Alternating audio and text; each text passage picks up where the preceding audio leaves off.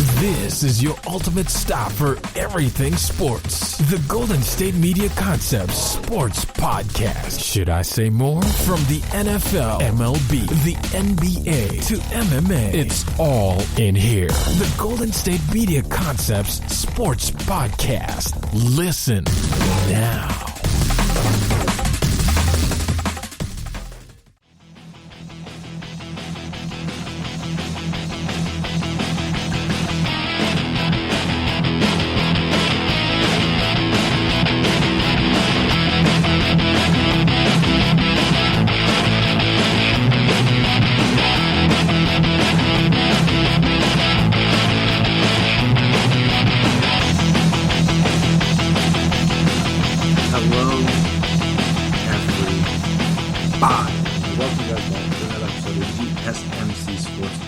Presented by GSMC Podcast Network. My name is Chris Blades, and before I get started today, I want to make sure I take the time out to remind you, as always, if you haven't already, subscribe to the podcast. Make sure you never miss an episode. Make sure you're always on top when we drop our latest stuff. Also, if you could please as well, give us a 5-star rating, write us a nice review.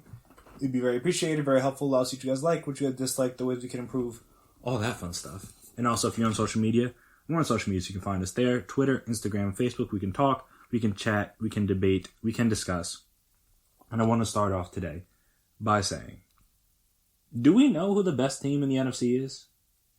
Like, honestly, like, do we know for certain who the best team in the NFC is? Because I feel like if you, especially after the Sunday night game, which we'll get to in a second, if you ask like 5 different people, I feel like there's a possibility, not likelihood, but a possibility that you could get 5, if not at least 3 or 4 different answers. Because coming off of the Monday night game coming to this week, everyone was all in on the Bucks. Everyone was like, "Oh, it's the Bucks. They're the team to beat. They're the team that potentially go to the Super Bowl. Blah blah blah. Whatever." And then tonight happened, and it looked as if they didn't even belong on the same field as the Saints.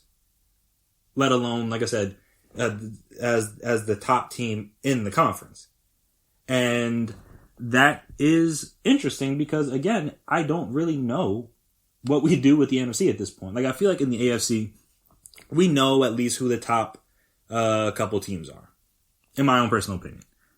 But, well, especially when we know obviously the Steelers are undefeated still, but we'll get to that in a second. But I think you could argue that they're not the best team as still part of the Chiefs. But again, we'll get to that in the next segment. But when you go to the AFC, it's like, and if you go to the NFC, it's like, who was that team? Okay, all right, you could say the Packers. They just beat the Niners, but again, they did just lose to the Vikings, who, in fairness, did win another game today. So that loss doesn't look as crazy. And then they also lost to the Bucks. They got smoked by the Bucks earlier this season. So, well, not even earlier this season, like a couple weeks ago. And then I'm trying to think who else good did they play. They really don't play anybody else good aside of the Titans and maybe the Bears, depending on your opinion of the Bears. So like I said, I don't know if it's the Packers. The Seahawks lost today, got smoked. Again, they made it a little bit more competitive at the end, but in the fourth quarter they were down 41-20. Like 10 minutes left. I'm like, all right, they scored a couple garbage time touchdowns. It's good for the stats, but like in terms of the actual game, it was never really all that close, in my own personal opinion. And like I said, then you have the Sunday night game where the Bucks just looked completely outclassed, outmanned from start to finish. Like, at no point in that game did the Bucks look like they were anywhere near the Saints. And like I said, this was a big game for them. This was a game that they needed due to the fact that they had already lost to the Saints earlier this year. So again, obviously they're 6-2. They were 6-2 coming into the game, obviously. They're now 6-3, so it's not the end of the world, record-wise.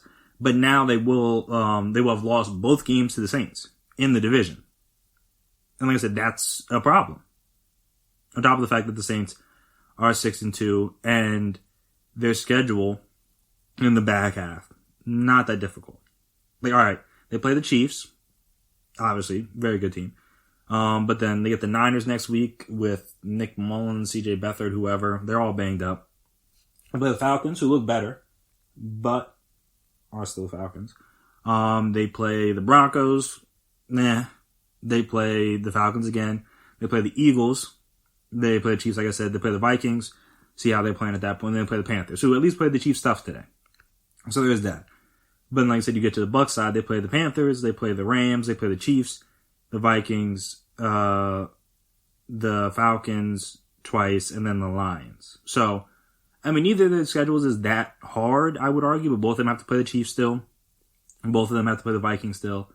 Both of them have to play the Panthers. Obviously, instead of playing the Niners, the Bucs play the Rams, who are a little bit better. So, not a little bit, but I mean, they're better than the Rams. I mean, they're better than the Niners. But still, like I'm saying, like now, you got to hope that the Saints lose a couple of these games because now they have the tiebreaker over you. Assuming, like I said, they don't just go out and lose like the Falcons or the Bucs or the Panthers or something like that. So like I said, this was a big game for the Bucs, and they just didn't show up. And by they, I, at least in large part, mean Tom Brady, because he was awful. He threw 3 interceptions today. Yeah, he threw 3 interceptions today, only a little over 200 yards. I'm trying to see how many times he gets sacked. He got sacked 3 times, and a couple of those picks were bad too. It wasn't even like these aren't even like Tom Brady like picks. Not like he somebody jumped a route or and then like the pick 6 from that first game. It's like he tried to throw an out cut and he just didn't have the mustard on it. Like no, these were like he was running up throwing across his body like throwing in double coverage, like on the one where AB kind of stopped his route. Like, he was gonna, alright, could he have taken, I think it was Lattimore, could he have taken him deep? Yeah, sure, but then the safety was coming right over. The safety was the one that picked it off. Like, that was never not going to get picked, or at least lead to some sort of collision or something. Like, AB was not going to be open. So like I said, he was terrible. Probably his worst, not even probably, his worst game of the year, easily. And, like I said, from the beginning, the Saints just looked amazing. I think what they come out? They scored on they scored on their first 2 possessions. I'll take that back. If we go through the first half, they scored on every possession but the end of the half and the fumble that Jared Cook had at the 2-yard line. Like, those are the only time they didn't score. And even the one field goal drive they had, that could have been prolonged or maybe even gotten a touchdown if Jared Cook catches the pass instead of again he ended up dropping it. So like I said, they had 4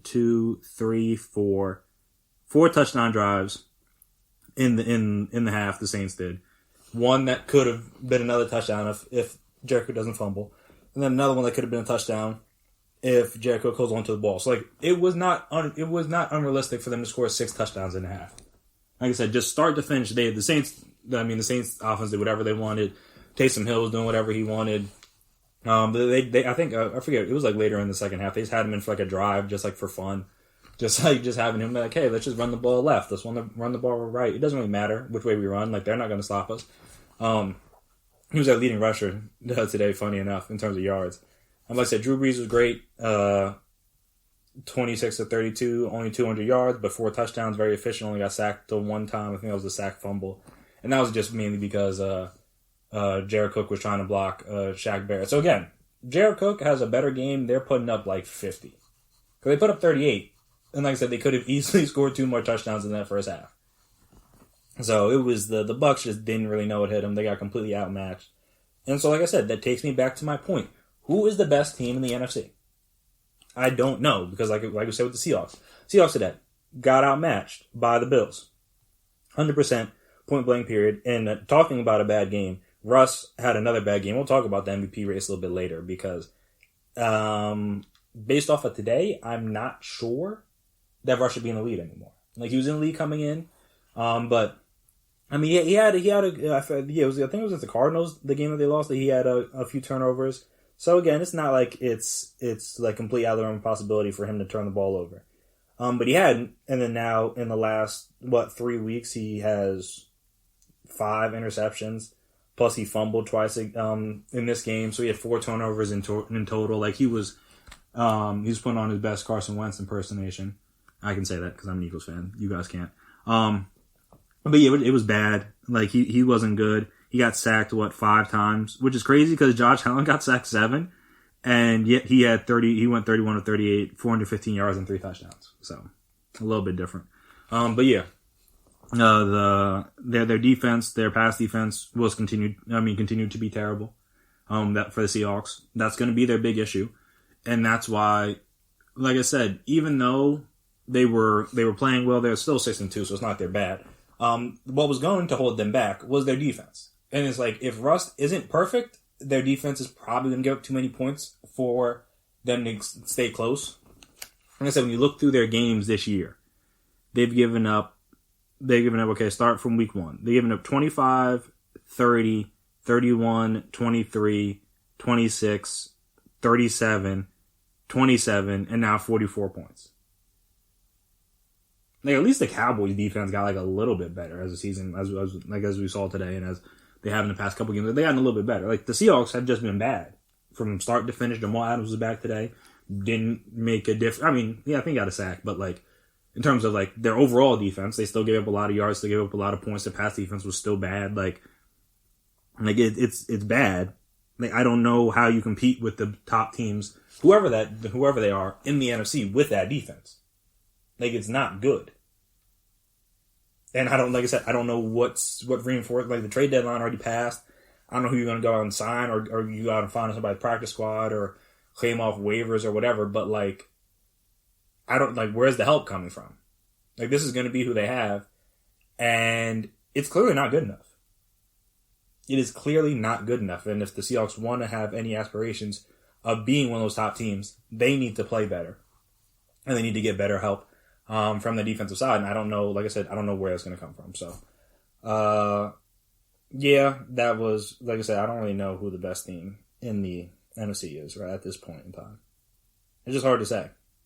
I'm looking up some other NFC games. Dalvin Cook, like I said, this Vikings Lions is not really that important of a game, but Dalvin Cook got 200 yards and 2 touchdowns again.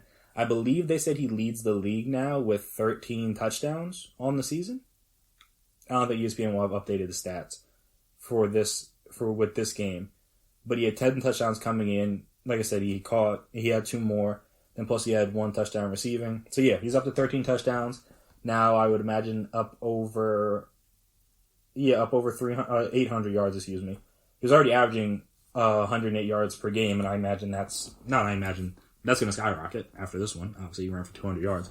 So again, but because we're going to talk about the possibility of Dalvin Cook sneaking his way into the MVP race, especially with the way Russ and Tom Brady played today, I thought I would talk about that one a little bit. What else? I'm trying to think anything else interesting happened in the NFC.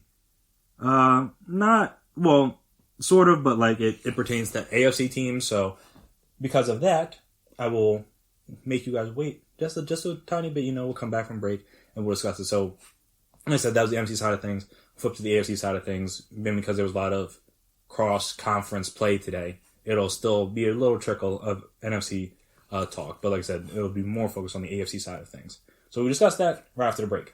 Stay right there.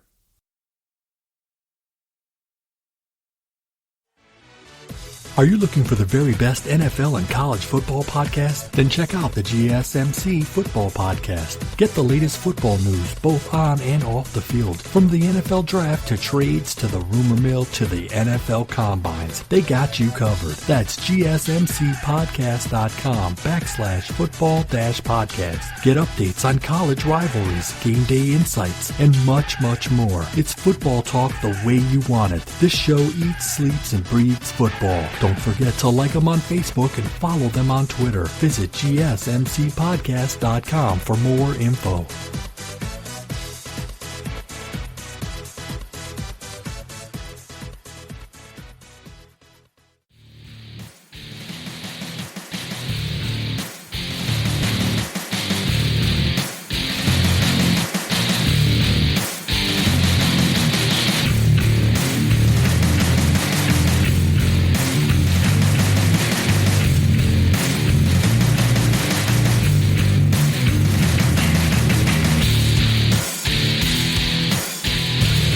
And we're back here again on the GSMC Sports Podcast, presented by GSMC Podcast.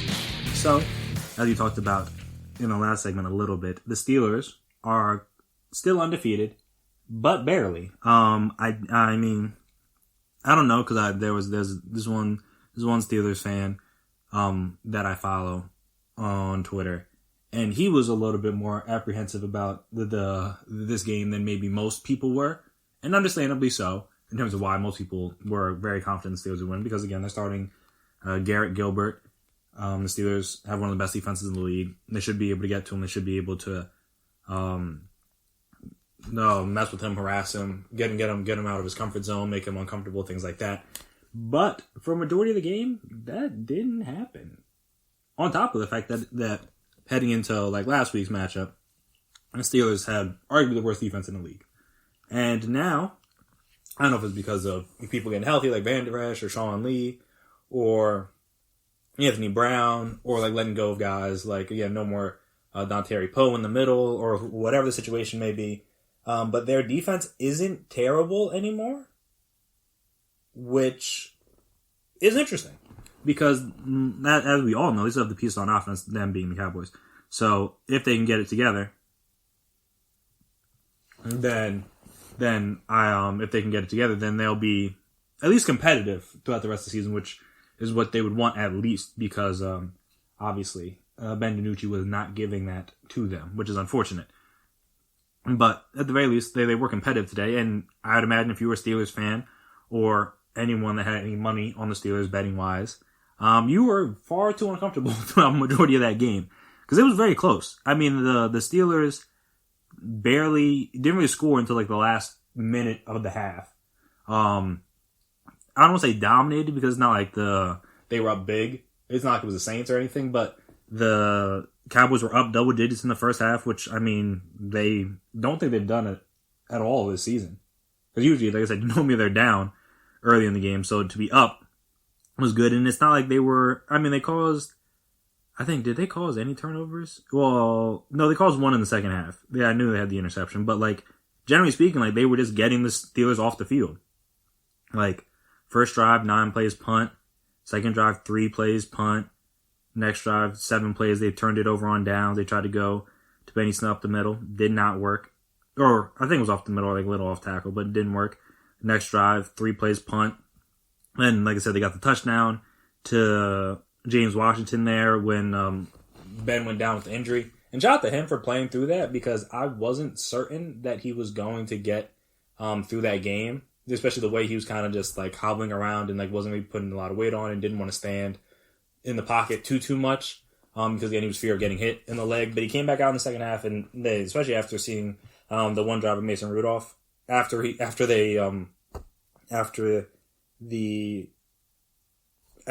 Cowboys fumbled from CeeDee Lamb, he caught the pass and then he fumbled like right before the half, so they had to put Mason Rudolph in. I would have found whatever way I could to get Ben back out there too, because Mason Rudolph did not look like he had it there. And so there is that. And Boswell actually made the kick that time, funny enough. Even though he missed it, and then they pushed it back and he made that one, so that was weird. But yeah, I think he missed an extra point earlier. Like, it was like he was all over the place. But yeah, so them getting that little bit, like that quick 9-point burst at the end of the half, basically saved the game for the Steelers, because they hadn't really done a whole lot up until that point. And they were able to, in the second half, obviously move the ball much better, do a lot better things. They, like I said, they got the touchdown to cut it to 19-15 from Juju when he was going to go do the star celebration, the TO star celebration, and the Cowboys sniffed it out. So they didn't let him. I was disappointed. I wanted to see it. But they didn't let it happen. Smart on the Cowboys, don't let that happen. And after that touchdown, they were able to get a pick off Garrett Gilbert. Minka Fitzpatrick picked him off. Then after that, they were able to drive down and kick a field goal. Wanted to try to punch it in, but they just weren't able to once it got in inside the Dallas 30. And they were able to get like I said, Boswell hit that field goal. Then they were able to force a punt. Then they were able to drive down, score another touchdown. This one was to Eric Ebron. They went for 2. Did not work. Tried to throw to Claypool. Did not go well. I don't know why they tried to throw to slant. But it is what it is. Teach their own. And then they were able to tighten up on defense and get the Cowboys turnover on downs after they were able to sack. Cam Hayward was able to sack Gilbert, and then they turned it over on downs. They tried to go for it on fourth to kind of ice the game. Did not work. Tried to go off tackle, and Connor got blown up. And then they were able to, Cowboys were able to drive down the field. So once again, the Steelers were playing to try not give up a touchdown on the last play of the game, and they were able to hold once again, just like they were against the Ravens. And now they're 8-0. So good for them to be 8-0. And like that's obviously what you want to be. But I will say this game was a lot closer for Comfort than it should have been, which is not ideal for them. But hey, a win is a win. You don't get more points for a blowout than you do for a close win. So that's that. At the end of the day, that's really all you want if you're a Steelers fan. Just like, hey, get the win.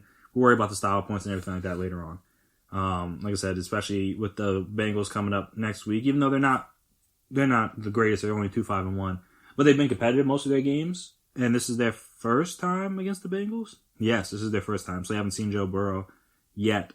So it'll be interesting to see because they played. It seemed like to me they were playing a lot of soft zone and stuff like that. And, lining up their pass rushes by Dupree and T.J. Watt outside to guard receivers. It was a weird defensive game plan in my opinion. And we'll see if they try that again because if they do, I mean Joe Burrow's better than Garrett Gilbert. So we'll see what happens there. But again, shout out to the Steelers for getting the win. Also in the AFC, the Chiefs continue to show that they're the Chiefs, and that offense is explosive and potent. Mahomes had himself a good day. 30 of 45, 372 yards, 4 touchdowns. Travis Kelce had almost 160 yards receiving. Tyreek Hill, I think, had 113 and 2 touchdowns. So again, their offense, especially the passing game, their run game was non-existent. But when you have Patrick Mahomes, it generally doesn't matter. Not really. So the offense was great. And then the Panthers, shout out to them because they gave them more of a scare than I think, again, many people thought they would.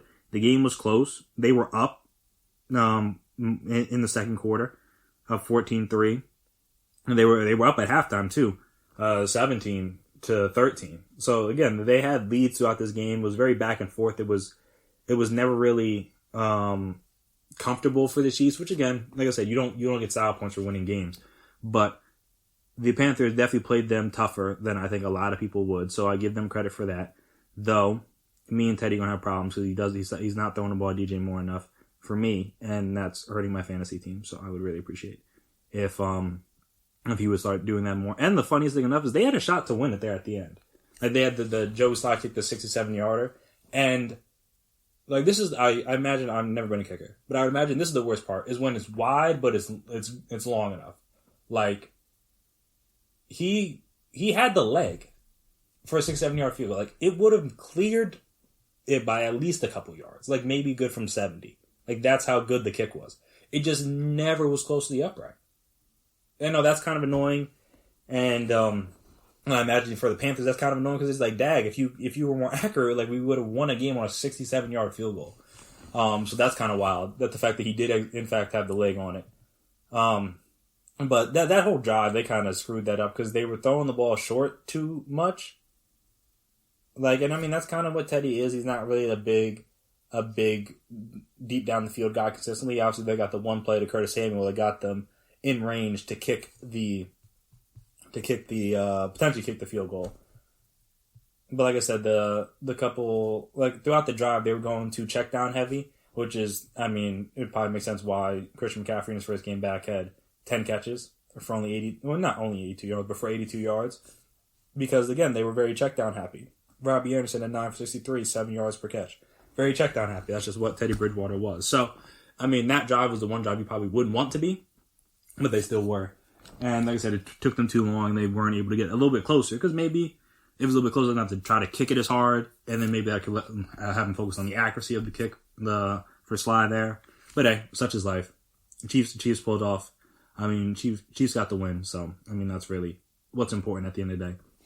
Another thing in the AFC, shout out to the Dolphins. Because the Dolphins, when they went to 2, they're like, oh, what are they doing? Like, they're not trying to win, blah, blah, blah. And now they're 2-0 in games that Tua starts. And this game isn't like the last game. Last game, Tua didn't have to do nothing. Like, the Rams, their offense got dominated by the Dolphins' defense. So there wasn't much you could do. there's, like I said, they could score on special teams. Like, it didn't really matter. Tua was just out there, really. It didn't matter. I'm not going to say it didn't matter who the quarterback was, but he didn't really play too much of a factor. This game, though, he had to because Kyler Murray was doing everything he could, to get the W. He threw for 3 touchdowns, had 100 yards on the ground, and another touchdown. So after a couple off weeks, he's back in an MVP race, I think, especially due to the play of Russ and Tom Brady here on Sunday. Like I said, Tua, very good, 20 of 28, 248 yards, 2 touchdowns. They also got a fumble recovery for a touchdown, which helped them get the lead early. But like I said, they have to come back. It's not like just like the Dolphins were dominated the whole game. Like they were up at they were up at the end of the first. They were up at half, 24-17. Then in the third quarter, the Cardinals scored 2 touchdowns. One on a Daniels touchdown catch, and then the other one was a nice little scamper. That's what a lot of people like to call it when like short people run. And obviously Kyler is like 5'10". A nice little scamper by Kyler Murray into the end zone. I mean, he's just too fast. So they have to score twice in the fourth quarter, to get the lead. And they caught Mac Hollins, who was mainly a special teamer. The announcer was so confused they thought it was Mike Gesicki when he caught it.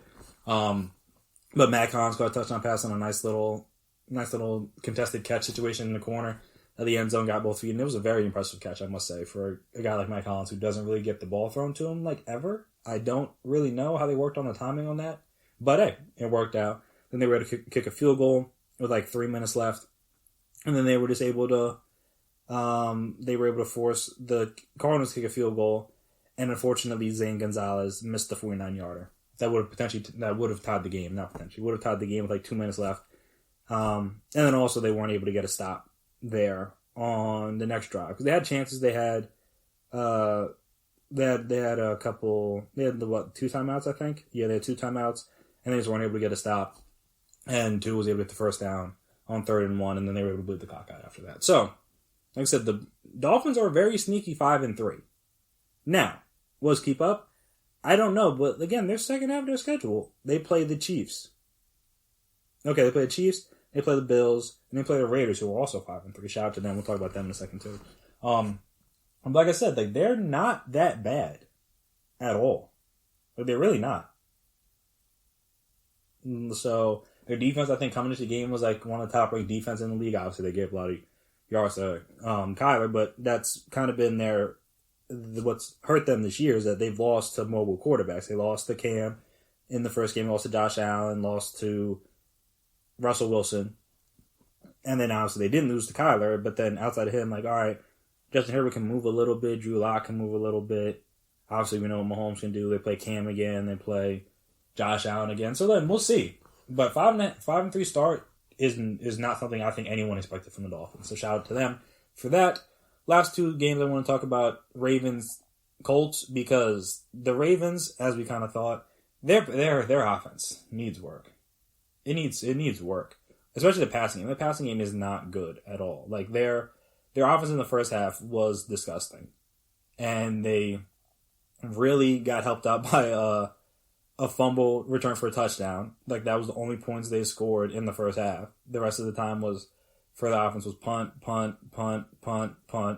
Like, they just couldn't get anything going. And they got some stuff going in second half. Mainly after, because they fumbled to open the half. Gus Edwards fumbled. Then they were able to get a pick. I think, it was Marcus Peters got the pick.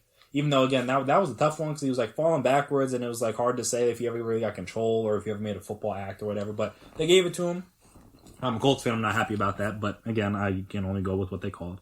Then they got the touchdown off of that. The Ravens did. And that kind of helped get them going. And then they got another touchdown their next drive. And they were able to kick a field goal later on in the game. So the offense picked back up in the second half. But, like, against the better team or the better offense, like, they're probably in trouble. So I don't really know what they can do there. Obviously, they activated Des Bryant for this game. But, like, he didn't really play that much, so I don't know how much he'll be a help going forward.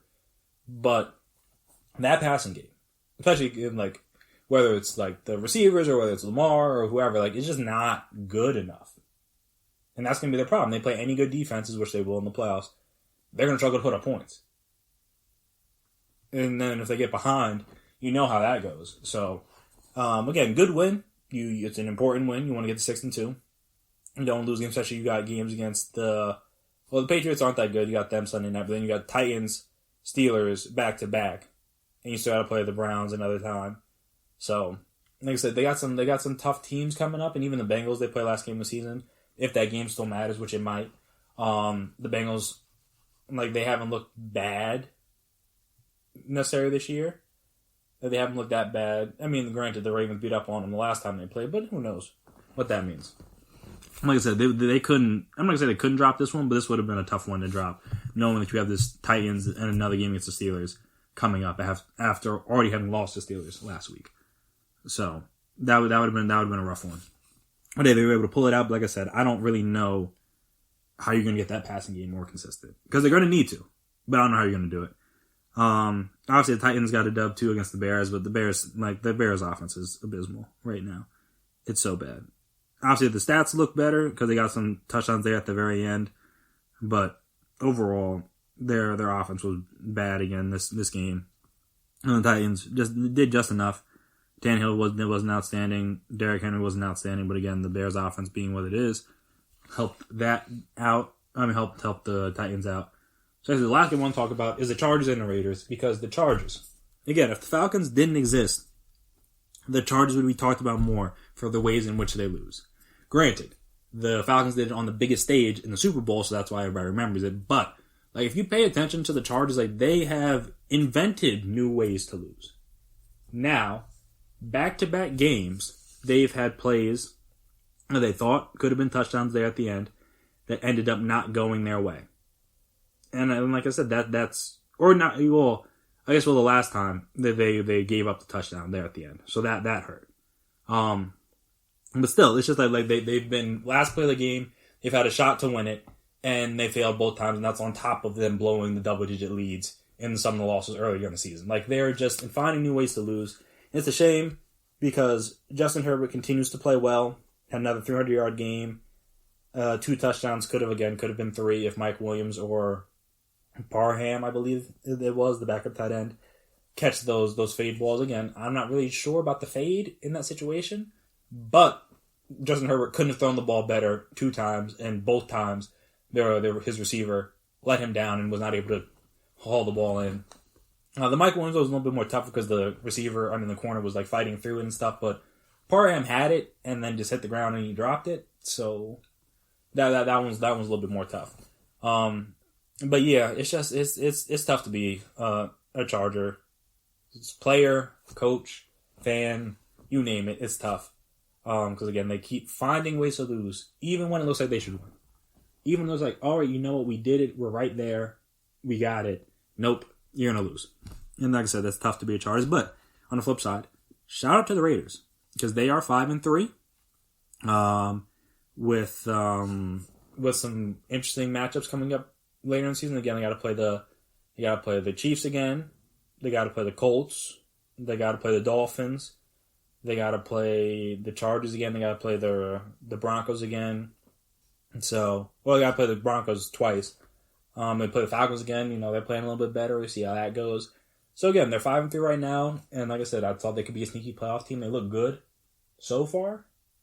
But they're going to have to keep winning games. And this game was definitely tight. But again, a win is a win. That is really what matters at this point. Just get the dub. However you get it. Just get the dub. And like I said, could the Chargers have won that game? Yes, very easily. But they didn't. So, shout out to the Raiders. 5-3.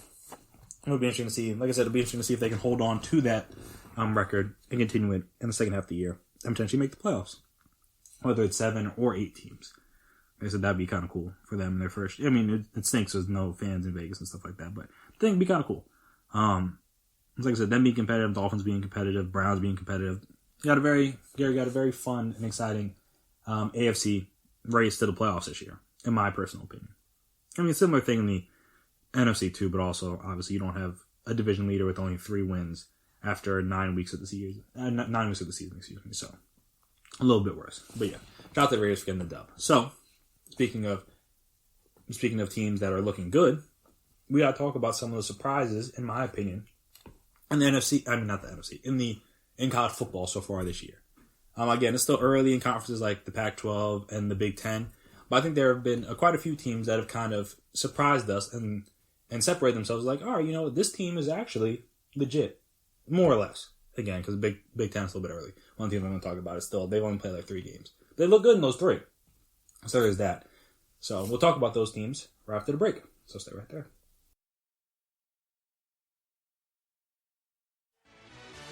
Check out the show that's built on the MMA. From the UFC to extreme cage fighting, they got the fights covered. Check out the GSMC MMA podcast. Get the latest news on past or upcoming fights. Join us as we talk to and about some of the biggest names in the MMA, past, present, and future. When it's the fight game, there's just one show to check out. GSMCpodcast.com/MMA-podcast. Don't forget to like them on Facebook and follow them on Twitter. Visit GSMCpodcast.com for more info.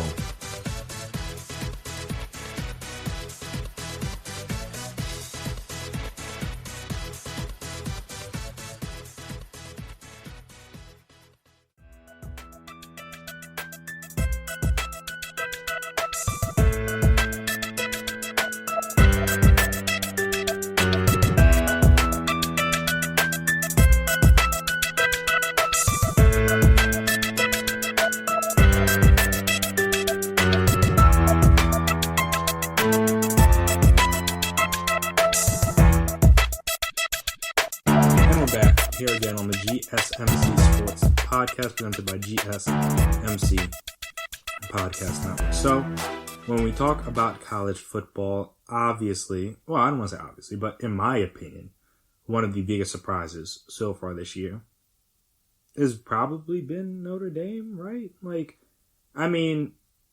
Again, they're generally highly ranked until they lose a game that they maybe or maybe not shouldn't. But, like I said, they started out top 10, so it's not like this is them being now, I forget where they're ranked now in the AP, probably. Yeah, they're ranked number 2. But yeah, if you beat Clemson. That's understandable. But even still, when we saw the schedule, we all just kind of assumed that the Clemson game was going to be a game that they lost. Now, did they have Trevor Lawrence? No. But the thing that stood out most about that Notre Dame team in that game was that offense. Trevor Lawrence does not stop them from scoring 47 in double overtime. That wasn't the issue. DJ was good. Oh, obviously, including double overtime and things like that. He threw for over 400 yards, had 2 touchdowns, had another touchdown on the ground. That wasn't the issue. They were able to put up points, able to put up yards. That wasn't the issue.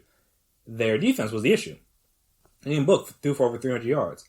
They ran for over 140 yards with Williams, and he ran for 3 touchdowns. Plus, he was excellent in blitz pickup all night. I know some people on the timeline and some of the announcers and stuff harped on it, but he was great. He allowed Book to have more time back there in the pocket than maybe originally, or not originally, than Clemson would have ideally liked for them to have, which was great. I think they only sacked him they only sacked him twice the whole game. And so again, that was very good. That was very good. That's what you like to see. So again, I think they are one of the more impressive teams. They forced a couple of fumbles. They had the fumble return for the touchdown off of ETN in the game that helped grow their lead to 10. So, like I said, they made plays on defense on their own. And then even without Trevor Lawrence, I still would imagine that people would have, not by as much, but people still would have expected Notre Dame to lose. And they haven't so far. So they'll probably see them again in the ACC Championship game. We'll see what happens then. Because I would imagine Trevor Lawrence most likely will be able to play that game unless, again, something happens between now and then. But every year, you kind of wait for Notre Dame to lose that game. That kind of just all right, all this fun, Notre Dame talk is, kind of done. But, like I said, when you have a performance like that and get a win like that, even though it was at home, but still, Clemson hadn't lost a regular season game, I think, what was it, since the Syracuse game they said in 2017? So it had been a long time, 36 straight. I believe they said. So anytime you can beat a team like that very rarely loses in the regular season, is impressive. And like I said, have they been impressive in every single one of their games? No. But they're still 7-0. Like I said, they just beat the best team in the country. Not at full strength, but still, they beat the best team in the country. And at the end of the day, you only beat the people on your schedule. And they've dominated outside of the Louisville game. That was kind of a mess. And dominated everyone on the schedule. And like I said, then they beat Clemson at home. Now, I also did want to talk about this game. Because we got to talk about the end. Like, what was that? Like, I understand that the kids and the students are happy that they got the win. They normally don't, like I said, they don't normally play teams that good. They don't normally beat teams that good, especially in South Bend. But what are we doing rushing the field in a pandemic? Like, what are we doing? Like, I'm not saying how do you allow this, because at the end of the day, I don't imagine Notre Dame wanted all those fans to rush to the field and crowd around the players and the staff and potentially turn that game into a super spreader event. I don't think that was the plan. But also, once you have fans in the stands, that's kind of possible. That's a possibility. Like, if I'm security, I'm not trying to stop all these kids that may or may not have COVID. Why would I put myself in that risk? There's no way they get paid enough money to do that. So now, and even like I said, even in the normal circumstances, when you see these things, it's almost impossible for security to stop fans from rushing the field just because there's too many of them. There's a lot more of them than there is security guards. You can't stop every single one. So, but yeah, that was a mess. You really, really hope that nothing comes out of that. Like, you don't, because especially Notre Dame already had some issues. I thought they already had like an outbreak, had to shut some things down earlier in the year.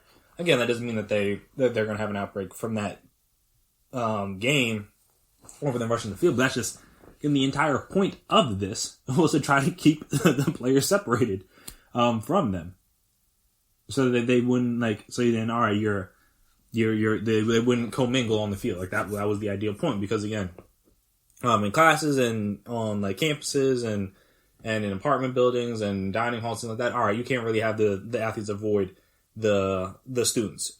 But on a football field, you can. Like, there's no reason for them to be interacting or that close to students, or especially ones that are like yelling and jumping up and down and breathing all over them and things like that. Granted, I did see a lot of the kids in the stands did have masks, but still, it's just that why? Like, that's really the only, that's all. Like, just why? Just why? Like, why do that? But again, we'll see what happens there, because it wouldn't be funny for Notre Dame, but it would kind of be funny just in general if like they have like an outbreak because of that, and then like their whole season get derailed after they had their biggest win of the season, and the biggest win of the last few years, maybe the entire Brian Kelly era, honestly. Though, they made the playoff before, but like, you get the point. That would be kind of ironic. That's how it got undone. It was because they still had to let fans storm the field in the middle of a pandemic. So that was wild. But again, to get off of that and continue to talk about the impressive teams in college football so far this year, another team I wanted to highlight, because a lot of teams in the Big Ten have definitely underachieved. They will be in the disappointments category for certain. But one team I wanted to highlight from the Big Ten that is actually outperforming their expectations is Indiana. Now, I will still argue that they should have lost to Penn State. And we'll still argue that man was short. And again, now we're talking about something completely different here. But even in that game, they looked good. Like, it's not even though that you could argue the Penn State got cheated there at the end, but they did what they needed to do to win the game. They had to drive down the field. They let them score. They had to drive down the field. They had to score a touchdown. They had to get a 2-point conversion. They had to score a touchdown in overtime. They had to get the 2-point conversion. So it's not like, again, they were bad. And like, they just kind of lucked into it. Though, again, you could argue that they shouldn't have won. And then they beat Rutgers, who, we still don't know how good or bad Rutgers is, because Michigan State is 1-2, but then their one wins against Michigan, so it's very weird. But then, speaking of Michigan, Indiana smoked Michigan. 38-21. Penix Jr., 342 yards, 3 touchdowns. Scott, the third, had 2 touchdowns on the ground. They picked off Milton a couple times. Their running game for Michigan could not get going. And so again, it's not just like they lucked into these wins. Like, they're playing very good football right now. And again, I think that's pretty cool. So I wanted to highlight that, because Indiana, I don't know how good or bad they were supposed to be this year. Obviously, they started out unranked, and now they went up to 17. Now they went up to 13. Now they're top 10, and they play Ohio State in a couple weeks, and they play Wisconsin later in the year, assuming Wisconsin isn't still going through COVID stuff. But I mean, hey, you got a shot. Like, you're 3-0 right now. You beat Michigan State. You're 4-0 heading to the Ohio State game. Now you have a shot to upset them, and now you're talking about them potentially getting into the college football playoff. I don't expect it to happen because Ohio State looks like the second or third best team in the country. But Indiana has that shot, which is something that not anybody, I don't even think even people in Indiana that go to Indiana or that went to Indiana or know people that went to Indiana or know people on the team, know the coaches, know the AD, whoever. I don't even think they would have been on. They would have been that confident that this team could be this good. But here we are. So shout out to them because, like I said, I don't really know how good they were supposed to be, but I don't think they were supposed to be this. They weren't supposed to be arguably the best team in the Big Ten through 3 games. But that's where they're at. So I wanted to give them a shout out. And then a couple other teams I wanted to shout out real quick were, well, not like real quick, but just like the couple teams I wanted to take the time to shout out was one, Cincinnati, because they have been very good this year. I think they're what? I think they're like 7 now, or I'm trying to find. They were 6, and I think they ended up dropping to 7. In the latest poll, which is like kind of weird, but whatever. But they've been great. I mean, and not even just like they've been great. They've been dominant. Like they're beating everyone that they're playing pretty convincingly. Like their closest game so far this year is the 24-10 game they beat over Army. I mean, the 24-10 game in their win over Army. That's the closest game. Like SMU smoked them when they were ranked. They smoked Memphis, smoked Cincinnati this past weekend. Like they've been dominant, a dominant team. And like I said, I think they deserve a little bit of respect. Now, again, I'm not sure how good Cincinnati is, but long story short, like they're playing well, they're undefeated. They have their defense is solid. Like they're a legit team. It's not like they're not like some bad team. Like I feel like they're a legit team, personally. So again, don't know what that'll mean. We don't have to, I'm gonna say, win out the rest of their games and then go from there. But I wanted to give them a shout out because they, like I said, I don't know if anybody projected them to be the number 6 team in the country this far into the season. Though I guess they were ranked top 13, top 4, the top 15, so maybe. And unfortunately, they don't really have that many good teams left on their schedule. They play UCF this week, who's not bad. I would know next week, I should say, who's not bad. So they don't really have that many other impressive teams on their schedule. But again, you only beat who's in front of you. And like I said, they are dominating the teams in front of them. So that's really all you can ask for at this point. So shout out to Cincinnati. They're playing well. See if they can maybe backdoor or sneak their way into a college football playoff berth. And another team that's trying to do that, don't think it's going to happen, but they're at least trying, is BYU. I wanted to give them a shout out as well. They beat Boise State this weekend. I'm trying to find the game. I'm trying to remember what the score was. Yeah, they beat Boise State on Friday. 51-17, absolutely dominated them. Zach Wilson, again, doing what he does, and that's play quarterback very well. Threw for 359 yards, had 2 touchdowns through the air, plus he had a touchdown on the ground. I believe he had a touchdown on the ground. Continues to keep his Heisman hopes alive, which again, with Trevor Lawrence being out, Justin Fields is going to be in there, Mac Jones, maybe we'll see some other guys sneak in. But I believe there's a Heisman short list. Zach Wilson has to be on it. And he's only continuing, because if he plays he doesn't play this weekend. He plays at the end of November, then he plays again in December. So he got 2 more games left as of this moment. And like I said, he's going to have 2 more chances to showcase himself, 2 more chances to hope that the teams in front of them continue to lose. And they can continue to win, and thus give themselves a shot at the playoff. Again, I don't think it's going to happen. I'd be very shocked if they got in, even if, like I said, even if they do remain undefeated. Because if Notre Dame wins after winning this weekend and then they lose to Clemson in the ACC championship game, I imagine it'll be the big 3, Clemson, Ohio State, Alabama, and then probably Notre Dame. But again, we'll see how that goes. Obviously, also you had Florida just beat Georgia this weekend, so there's other teams around them that can sneak in, plus they're behind Cincinnati, so there is that.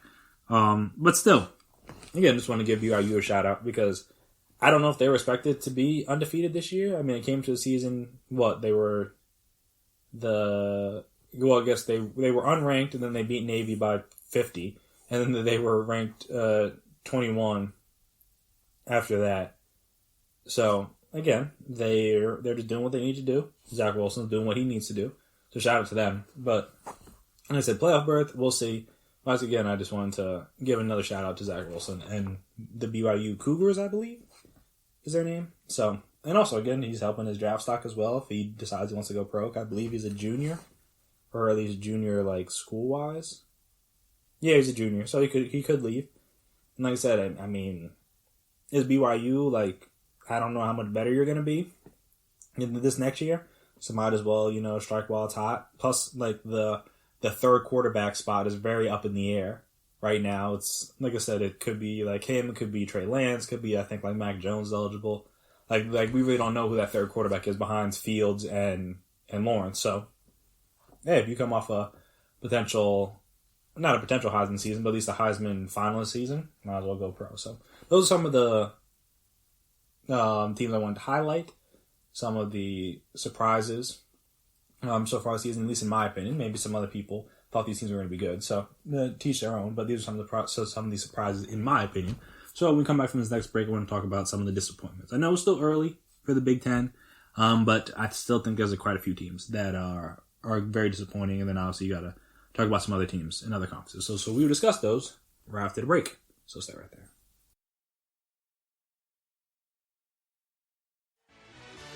Are you looking for help for your fantasy football team? Check out the GSMC Fantasy Football Podcast. Get today's best advice on who to start, who to sit, even who you should draft. From sleeper picks to red-hot lineups, they got it all covered for you. That's gsmcpodcast.com/fantasy-football-podcast. We'll cover traditional leagues, dynasty, PPR, even IDP leagues. When you need fantasy help, there's just one show to hit up. Don't forget to like them on Facebook and follow them on Twitter. Visit gsmcpodcast.com for more info.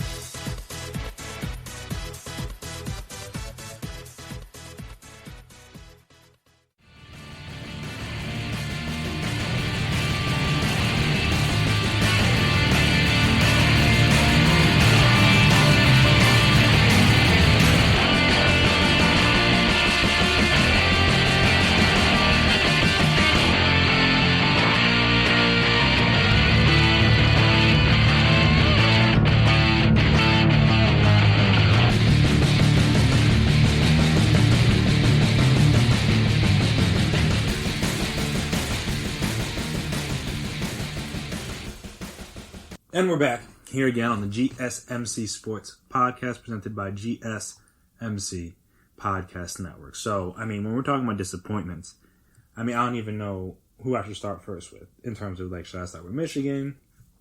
Should I start with Penn State? Goes obviously, and it's still early in the year. Maybe they could turn things around. Who knows? But through 3 weeks, they're easily two of the biggest disappointments in all of college football right now.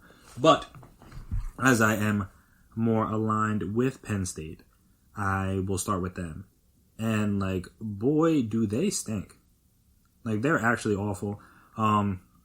It's been quite disappointing to watch, to say the least, if you are like me and are a fan of Penn State.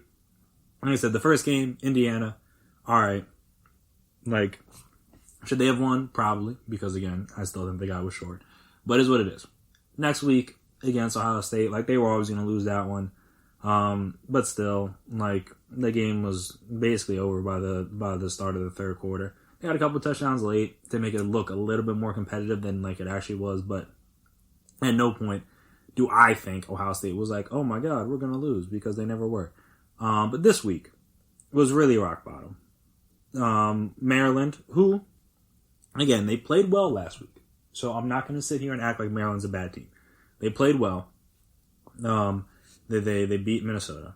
But then they lost to Northwestern week 1, 43-3. It was bad. Northwestern is currently 3-0. okay, so at least they're not terrible. But the other two wins have come by a combined 9 points, so it's not like they've been blowing teams out or anything. But they're undefeated, so there's that. But that was the biggest thing coming to this game, was that Maryland's defense had given up back-to-back 40-point games. So it was like, all right, Penn State's offense is struggling a little bit. Maybe they can get things going in this game. And no, you would have thought that Maryland had a top 10 defense in the country. The way the Penn State offense struggled to move the ball, they turned over Clifford a couple of times. He threw a couple of picks. They literally, outside of the second quarter, they only scored late in the game. They scored scored two touchdowns in the fourth quarter. After the score was already 35-7. So again, the game was all but over at that point. Again, it was basically just formality. Like, it's not like the score, like those scores are really all that meaningful or anything. They were just more for pride than anything. And that's kind of been the issue, is that for Penn State, their defense can't really stop anybody when it needs to. Again, Tua's brother. No, I don't want to call him Tua's brother, but I think it's Talia? I don't know exactly how you pronounce it, but he was great again. 286, 3 touchdowns. The running back Funk had 80 yards and a touchdown on the ground. This guy Jarrett had 5 for 144 and 2 touchdowns. These receivers, a freshman, was killing them all game. Their defense got 7 sacks, so you know how that goes. Like I said, they got two interceptions. One of them's credited to his brother, but that doesn't make any sense. Of course, they had 2 interceptions. I think they recovered a couple fumbles too. Like, it was bad. It was all bad. Their offense looks worse than it did last year, which is a problem. Like, they brought in some new offensive staff, and it's uncertain at this point what they're bringing to the offense or to the team in general, because the offense looks bad. The line play is abysmal. Clifford holds on to the ball too long, so that's a problem. And you could argue that they may be worse off than a majority of the teams, a majority of the top, consider the upper echelon universities going forward. Because, like I said, the offensive line, a mess. The receivers, not bad, but relatively young. The defense, don't know who their best player is. Obviously, it was Michael Parsons. But with him gone, don't know who their best player is. He might be a redshirt freshman in Joey Porter Jr., but even he still has his growing pains. The defensive line, not that good right now. The linebackers are young and inexperienced and kind of small, so there's that. The secondary, outside, like I said, Joey Porter Jr., and even he's a little bit hit or miss, can't really cover anybody. So it's like, what are they doing? And I've had this conversation with my father and some other people, but like, letting Justin Fields, and I don't want to say let because it was his decision. They couldn't force him to stay. But for Justin Fields to leave them to go to Georgia and then obviously come back and then transfer, or then obviously leave Georgia and transfer to Ohio State, set the program back at least like 5 years, 100%. Like last year, like, all right, so once Trace leaves, all right, that's whatever. But last season, you could have had Justin Fields on the field, even if he wasn't going to start over Trace that last year, which again, I understand after the Big Ten championship and everything like that, you're probably not going to just kick him to the curb. But still, you could have, there's an argument to be made that Justin Fields maybe could have started over him. But again, we'll never know, because that didn't happen. And then at least if he doesn't start over him that year, then this year, or 2 years ago, or not two, last year, he would have started, he would be your starter for these next 2 years, then whatever happens, happens. But now, instead of that, you've seen him be at Ohio State for the past 2 years. They've been great. He's been great. And your team has been held back by poor quarterback play. And so even last year, like, Clifford was like, all right, he wasn't great. He wasn't spectacular, but I mean, he was good enough to where it's like, all right, we probably can't bench him. Now, you probably could or should at least consider it. But Will Levis behind him is not that good. So like I said, it's that like, even though Michigan is bad, very bad, they made like fire Harbaugh bad. I'm still not certain I wouldn't take them moving forward than I would Penn State, because, like, what does Penn State have to hang its hat on right now? At least the what's it called? The Milton guy, like, he's still young, could still potentially turn into something. What is the positive outlook for, like, which players have a positive outlook? Like, their running backs aren't that bad right now. Like, that's cool. Is it the freshman receiver, like, Washington? Like, he doesn't look that bad. Parker Washington, I believe. Like, that's good. Like, Joey Porter Jr. looks good. Oh, wait, Milton's a junior, so, okay. Well, at least he could be back next year, but still. Outside of that, like, what do they hang their hat on? Like, it's supposed to be linebacker youth. Like, some of these linebackers are good and talented and stuff like that, but they're just, like I said, they're not ready for that yet. Secondary, their safety play has been abysmal for years, in my own personal opinion. The pass rush leaves a little to be desired right now. So I'm like, what are they hanging their hat on? Like I said, the offense is uninspiring, lacking in creativity, or maybe it's just the quarterback doesn't see the field. I don't really know which one. We won't be able to tell until there's a better quarterback in there. But again, I would like to think the Minnesota offensive coordinator didn't just forget how to call an offense. Because the Minnesota offense last year was very good. Though, in fairness, there is not a receiver on this team as good as Bateman or Tyler Johnson was. So there is that. But also, Clifford isn't Tanner Morgan, so, it goes hand in hand. So like I said, they've been sad. And then obviously, Michigan, just another year where Michigan's going to disappoint and probably end up getting throttled by Ohio State in the big game. Like, that's just what they are at this point. Again, could they turn it around? Sure. But any sort of optimism you had after that first game where they beat... Who did they beat? Was it Minnesota? Yeah, when they beat Minnesota, is now gone. They lost to Michigan State, who hasn't beaten anybody but Michigan. They lost to Indiana convincingly. They play Wisconsin next week, who, assuming that game gets played because of COVID. But still got to play them. Like I said, you still got to play Maryland, who's not bad. Still got to play Rutgers, who at least isn't a cakewalk this year. They're still not like that good, but they're not like a complete cakewalk this year. You still got to play Penn State. Who knows who's going to lose that game? The loser of that game might lose their job. Though Franklin decided an extension, so he's probably not going anywhere. But still, you never know. Then they got to play Ohio State at the end of the season. So like, ugh. Like I said, it's like at least for Franklin, like he has the Big Ten championship to hang his hat on. Like, what does Michigan have to hang their hat on from the Harbaugh years? Like what? Like what is it? Almost beating Ohio State the one time where they got shafted on the call. I think it was a JT Bear where he was short, but like they didn't call it, ended up losing or whatever. Like what is there to hang their hat on from his time at Michigan? Like what have they done? They never won the division. Like I don't think they won a division. Haven't played for the Big Ten championship game. Obviously haven't won the conference. Haven't made the playoff. What is there to hang your hat on? Like what? And that's like I said. That's the issue is that like Michigan and Penn State, two teams that are supposed to be right up there with Ohio State, blah blah blah. Like no, they're not even close right now.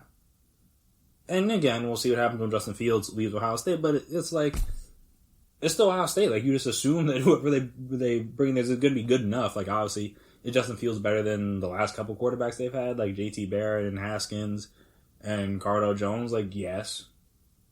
I think he's actually going to get... Well, I mean, Haskins got drafted in the first rounds, too. But he's going to draft, like, top 10, most likely, unless something happens. So there's that. But it's just, like... So you have to replace that. But it's just, like, they got receivers. Like, the number one recruit, like, the Fleming guy, like, he's not even on the field. And he was, like, number one receiver prospect. They just got... like I said, they just got whoever... I'm not whoever, but they just find people. Running back, like, all right... Or Master Teague and Trey Sermon, J.K. Dobbins, no, but like they're good enough. The defense, doesn't have Akuda, doesn't have Arnett, doesn't have Sean Wade is there, but I mean he's had his up and down moments. It might not be as good as it might be the best defense they've ever formed. Obviously, they don't have like a Chase Young or like a Nick Bosa or somebody out there, but linebackers are still good. Like they're still a very solid team. So it's just like where. Like, at what point if you're a Penn State or a Michigan fan, do you think you'll ever be on Ohio State's level? In the next few years, again, it's going to happen eventually because Ohio State, you would imagine, won't be good forever.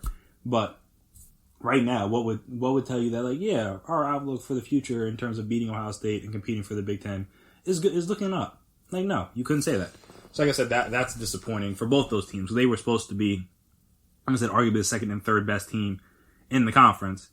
And now they will both be unranked next week. Like, Michigan was 23, they lost to Indiana, now they're unranked. And Penn State obviously is 0-3, so they're clearly not going to be ranked. So, those are definitely two of the biggest disappointments in college right now. I'm trying to see who else. Obviously, the Big 12 as a whole is a bit disappointing. And even like the SEC, like, all right, Florida smoked Georgia this weekend, but like that's not like, for Georgia, that's disappointing in terms of like, oh, you wanted to compete for the SEC championship, but again, their quarterback situation is not what it was supposed to be. Like, you had Jamie Newman transfer in, he opts out. You had JT Daniels, I believe, transfer in. He can't play, or he isn't playing, or whatever. So you're going with this Stetson Bennett guy, and he was like, all right, but like at the end of the day, like he's not. Like that's not the situation is. That's not supposed to be your starting quarterback. So again, them being 4-2 right now with losses to Florida and Alabama, that's not that bad.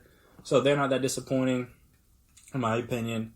Right now, I said a lot of the SEC teams, like it's hard to say that they're big disappointments at this point in time. But I guess, like I said, maybe LSU. But like LSU, when you have a lot of your guys leave and get drafted, like chances are you're probably going to be bad the next year. And shocker, they're bad. Because again, even like last year, like up until like people started getting healthy and stuff, like their defense was getting carried by the fact that Joe Burrow was playing arguably the best season a quarterback's ever played in college.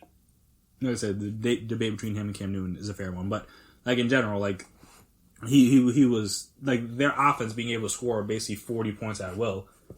It didn't matter what the defense was going to do. Like they're like, all right, well just do enough and like we'll win the game, and that's what they did. Obviously, they have their good moments and things like that, but like you just need to do enough to not like lose the game for us. And like Joe Burrow and that offense, and Justin Jefferson, Jamar Chase, Clyde Edwards-Helaire, that offensive line, Joe Brady, like they were going to figure something out. And that's what they did. So you could argue maybe LSU was a bit of a disappointment. But obviously I just want to say that and then we talked about this already, but the Big 12 as a whole is disappointing, I would say. Though, in fairness to them, Oklahoma's playing better recently, and Texas is playing better recently. So there is that. Oklahoma, again, if they didn't get off to that slow start, maybe things would be a little bit different. They're 5-2 right now. Obviously, having beaten Texas already, so that helps. But again, back-to-back losses to Kansas State and Iowa State kind of did them in for the season. And they play Oklahoma State next week. We'll see how that goes. But yeah, just like the Big 12 is supposed to have a team competing for the college football playoff, and right now the best team in that conference is Iowa State, who's ranked 17. So. I mean, well, because they're 5-1 and Oklahoma State's only 4-1 in conference at the moment. So, and I think, no, they don't even play each other. So there's that. But, yeah, so the number one team in your conference right now is Iowa State. So, I mean, that's not. Like, whether it was Oklahoma, whether it was Texas, like I said, Oklahoma State, whoever, the Big 12 is supposed to have a team competing for the college football playoff, which they have been, mainly being Oklahoma. But they had been for years. And again, Spencer Rattler, freshman, inexperienced. You knew there were going to be some growing pains and things like that, but still, whether it was, like I said, whether it was Texas or Oklahoma State taking over the mantle for them, like, you expected someone to be in contention, and now, like I said, there's the chance of them getting a playoff team. Or almost zero. It's not zero officially. Because, again, if Oklahoma State wins out or Iowa State wins out, maybe it's not impossible if a bunch of other teams above them lose, but they need a bunch of other teams above them to lose for that to happen. So, like I said, I just wanted to go through after we're about halfway point, even though, like I said, we'll continue this on to see how teams in the Big Ten do as the season goes along, since it's still early. At least teams in the Pac-12, see how they do, because obviously it's still early. In their season, they've only played 1 week. But yes, I want to talk about some of the surprises, in my opinion, some of the disappointments so far through the college football season up to this point. So that was, again, you may agree, you may disagree, you may have some others that you would have liked to have included, but these were just mine. So there is that. And speaking of surprises, I know we kind of touched on this a little bit. I think we touched on a little bit of AJ Hinch, but I don't think we touched on Alex Cora being back. But yeah, Alex Cora is now back with Boston Red Sox after sitting out the year because of the whole Houston Astros situation. So I wanted to just talk about that and like how I think that, well, not how I think that happened because I understand why it happened, but like why it happened and if it's right and things like that. And also like what does this mean for those two teams? Obviously we talked about Tony Russo more so than Hinch, but like in terms of like the future outlooks for those two teams. Like, what does that mean and stuff like that. So we will discuss that after the break. Stay right there.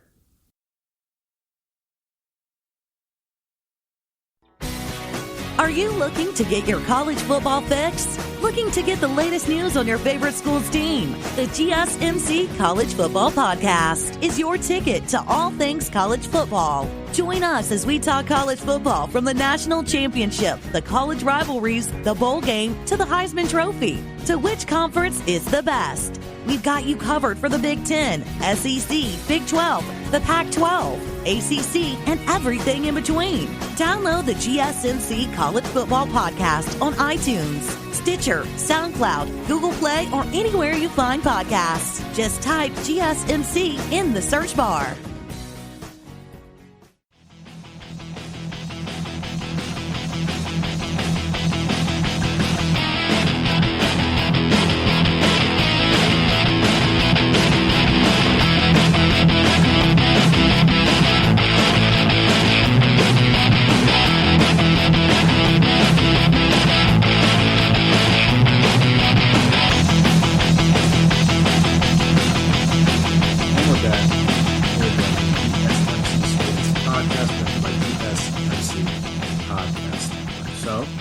Alex Cora, I believe I guess this was official like Friday, I want to say. But the Boston Red Sox have rehired former manager Alex Cora. The team announced Friday. Yes, it was Friday. Cora led the Red Sox to the 2018 World Series title, but mutually agreed to part with the club amid the Houston Astros sign stealing scandal. He was suspended for one season by Major League Baseball for his role in the scandal. Boston, which ended the 60-game season, with a 24-36 record, decided not to retain manager Ron Ronick, I think, who replaced Cora in January after serving on his coaching staff. The Red Sox were not allowed to speak to Cora until after the World Series, which ended October 27th. The lack of activity before then was a sign that they were focused on Cora. Cora agreed to a 2-year contract that has a 2-year team option for 2023 and 2024. The team said. Cora said he's grateful for the opportunity again, obviously, because he was out of baseball. He's happy that he's able to return to the game that he loved all his life. This past year, I've had time to reflect and evaluate many things and recognize how fortunate I am to lead this team once again. Not being a part of the game of baseball and the pain of bringing negative attention to my family and this organization was extremely difficult. I am sorry for the harm my past actions have caused and will work hard to make this organization and its fans proud. Obviously, the team is a little bit different than the one that he last managed. There's a new guy running the baseball side of things. Now, obviously, they don't have Mookie Betts anymore. He doesn't have David Price anymore. Chris Sale missed all of last year with Tommy John. See how he's doing. Eduardo Rodriguez is recovering from a COVID-related heart problem. And obviously, the Red Sox finished last in the AL East. So hopefully there's some improvement. Sale should be back. JD Martinez, struggled this year, and but he's still under contract for one more year. Hopefully, like I said, they get some of the younger guys that they had, to start playing better and things like that. So we'll see what happens there.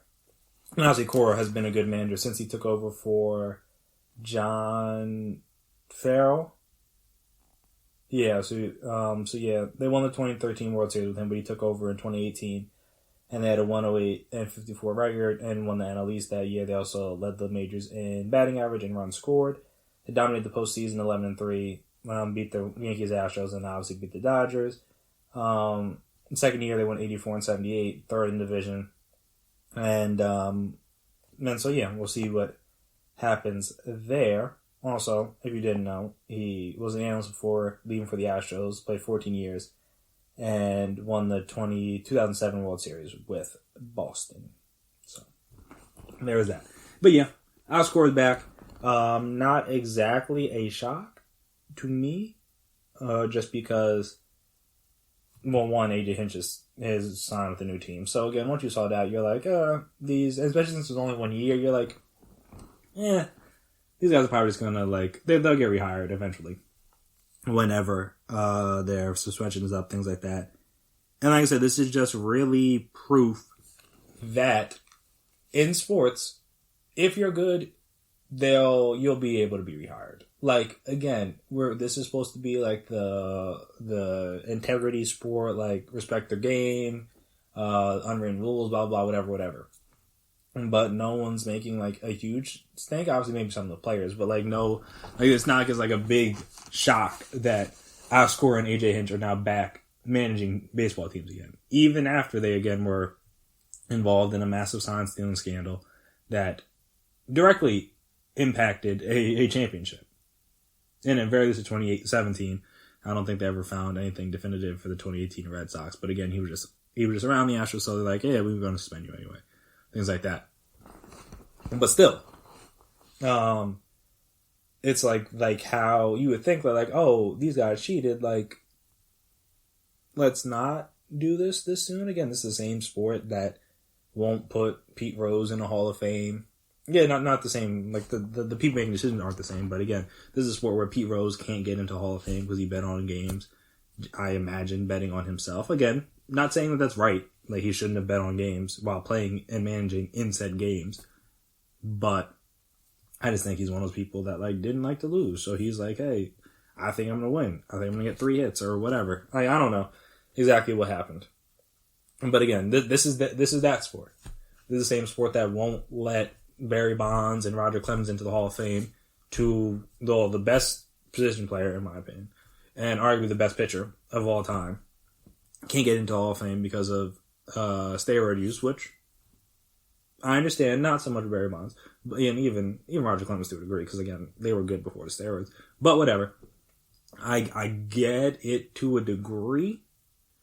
But then again, some guys that do have some of the steroid cloud around them have gotten in, and it's just like, brothers just pick and choose when the rules apply or when they want them to apply. So, like much like you see in the NFL where guys will have like situations like off the field that like aren't great. If they're like, again, Antonio Brown just played in a game like today being Sunday, obviously. When I don't know if that legal situation was ever like fully resolved. Like, you were just back in the NFL today. Like, the Bucks were like, yeah. I mean, obviously they said that like, oh, you gotta stay in line, blah blah blah. But like, if it was really that bad and they were really like, oh, this is such a terrible thing, they wouldn't have gone out and signed him. And again, if the Bucks didn't sign him, someone else was. So again, this case and the situation with Alex Cora is no different than, like I said, a player that may have some off-the-field issues, whatever they may be. Again, not saying it's right that this is how the players are treated or that they're just given second chances and things like that, though. At least not this quickly. But still, it happens literally every year. There's some guy that has done something terrible and is just allowed back in. Because at the end of the day, and I mean, not just saying it happens in sports, it happens in life too. There's a lot of people that do things or say things or have done things that continue to get second, third, fourth chances or whatever at a bunch of different stops and opportunities. So, like, again, this isn't just particular to sports. I'm not just going to say that. But in sports, you see this all the time, and I guess I said in society, you see this all the time, where, like, people care about something at first, and then, like, after enough time passes, you can just, like, go and bring them back. And again, with the internet and stuff, people don't forget. So you see, when you see people hired to do things, like, you still see the outrage for it. A little bit. Depending on what it is. And who it hurt. Like, that'll help determine how outraged it'll be. Like, no, you still see people, whenever Michael Vick does stuff with the NFL, like, people are still mad even though he went to jail. And, like, he harmed, like, animals and not people. And, like, people that have harmed people have, like, been able to be, like, let back. And everyone's like, oh, give him another chance, blah, blah, blah. But, like, again, dollars are... But I'm not going to get into that. And not saying Michael Vick is right. I'm just saying that, like, people have gone overboard on him, in my opinion, especially since he went to jail and did everything. Like, there's a lot of people that have done things and walked, and then people who do not have that same level of outrage for them. But it is what it is. But yeah, so Alex Cora, AJ Hinch, set the 1 year off, and now they're back. Now, how good will they be next year? It's hard to tell because, like I said, the Red Sox are a weird team because they, gave up their best player for no apparent reason at all. So, again, the team that he managed last, even in 2019, is not the same team that he's coming back to. Like I said, key players are missing. You got guys coming off injury. You got more young guys, things like that. So I don't know how good they'll be. And also, again, we don't really know how much the sign stealing situation helped them in 2018. So, again, I imagine he'll have to try to be on the straight and narrow when it comes to that this season. So he'll have to really, try to show off his managing chops. So, again, we'll see how that goes. But, I mean, you got a couple years, you got the 2-year deal, got a couple team options, so he'll have a chance to, build his stock back up. And again, as long as he stays out of trouble, and it isn't, too bad because the East is going to be good. Outside of the Orioles, like I said, the Yankees just continue to be good. The Rays were just in the World Series. And the Blue Jays are young and should improve. They made the playoffs this year. So, it's not going to be an easy thing to do to get back and play well or compete for that division. Especially, like I said, they finished behind the Orioles this year. So there is that. Well, again, we'll see how that goes. Then, like I said, with the Hinch situation, obviously he'll be in Detroit. Obviously, Detroit doesn't have, that many good players currently. Again, they got some young guys, especially, I think, some young pitching prospects. Who was that? I know I've heard that name, mainly because I played the MLB The Show. What's his name? Casey Mize. Whatever, I know he's young. He was not good this year. But he's young. Yeah, he's, 23 years old. I think he's a top pitching prospect. We'll see how he plays next year. Some of their other guys that, were, some of the other guys were, fake decent this year. And then, obviously, like I said, on the offensive side of things, I know they're probably going to need a little help because then, Miguel Cabrera can't play forever. I know that, Victor Reyes guy, he's 26, he's, a little bit younger. He wasn't that bad this year. Who else? This Candelario guy, he was pretty solid this year. So, again, I mean, the Tigers aren't going to be that good, and their division is going to be solid, just like a lot of divisions. They have 3 teams make the playoffs again. I mean, granted, they finished behind the Royals, which isn't a good look. But, I mean, they've been bad for a couple of years now, so you would think they should have some top prospects coming through their pipeline to potentially help them out in the short term, you would think. Actually, I want to look up the Tigers farm system, see what their situation is like. See what AJ Hinch is walking himself into. And because, again, not exactly the Orioles. I mean, not exactly the, not exactly the Astros, team that he left. This is from an article in August. Their pipeline is supposedly fairly solid. So that's good, at the very least. They have 5. As of this article in August, they had 5 players in the top 51 top prospects. Plus, they had their top pitching prospect Spencer Torkelson, I believe, a 21-year-old right-handed. I guess. What is he? Third baseman, I believe. So then, like I said, you have him. You have Mize, who again wasn't that good this year, but you had like I said, you had him. Let's see who else. Who else do you have? No, I guess those are the 2 main guys. You got a couple other guys like Matt Manning, Riley Green, and they're also they were in the top 35. So again, they got some decent prospects coming up through the pipeline, and then again, you never know who's gonna surprise you, who's gonna be not gonna say everybody's gonna find in the Rose Arena, but you get the point. Who's gonna be the surprise prospect, a guy that you didn't think was gonna be that good, or you didn't know was gonna be this good. Give him some opportunity, then he's pretty solid. So again, but it's not like Hinch. Actually, I want to double check that to see how long Hinch was with the Astros prior to them getting, like, excellent, obviously. Okay, so he was the manager in 2015 with the Astros. So, again, it's not like he's only been around greatness. Like, he had to, again, that 2015, 2016, like, that team wasn't the team that they were by the time they won the World Series in 2017. Like, that's not the same team. Again, he helped them reach the playoffs for the first time in 2005, and then they took on the Royals in the ALDS, lost in 5 games. Then in 2016 they didn't make the playoffs. And then 2017, cheating and everything, that they won the World Series. And then obviously they were great in 2018, 2019 as well. So again, it's not like he's used to walking into like a powerhouse. This is obviously much worse than the Astros were, because they already had at that point I think they already had Altuve and Springer were up. Correa and Bregman were kind of in the pipeline at that point. Obviously, they added in like Yordan Alvarez, and then they acquired like Justin Verlander and Garrett Cole and Greinke and those kind of guys. So again, it's going to take a little bit more time with the Tigers, and like I said, the same thing with kind of the Red Sox. So both of these guys signed on in positions where it's not like they are going to be expected to win immediately, but again, from their standpoint, you just want a job back in baseball. Like you don't really. I'm not gonna say you didn't care where it was. Like you would have just taken any job, but at the same time, it's like beggars can't be choosers. Like, all right, this is a job that's available. I'm gonna take it because I think I could help the Tigers out. So again, we'll see what happens. And they're both like relatively young, so it's not like this is gonna be like their last opportunity or whatever. So they needed like a Dusty Baker type of thing where you wanted to go to a team that's maybe contending, something like that. So it'll be interesting to see how they build these teams back up, because again, both these teams finished last in their division last year.